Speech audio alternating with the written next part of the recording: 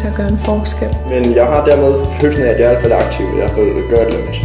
Og så lave nogle sjove kampagner samtidig. Så føler jeg, at jeg lærer utrolig meget af at være her. Der er rigtig stor frihed til selv at gøre noget og selv at definere noget. Jeg synes, det sociale er rigtig, rigtig vigtigt.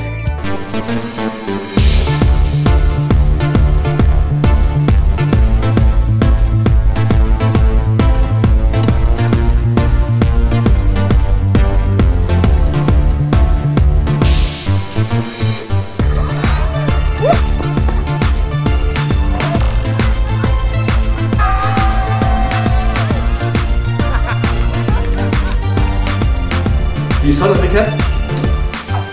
Det er vildt.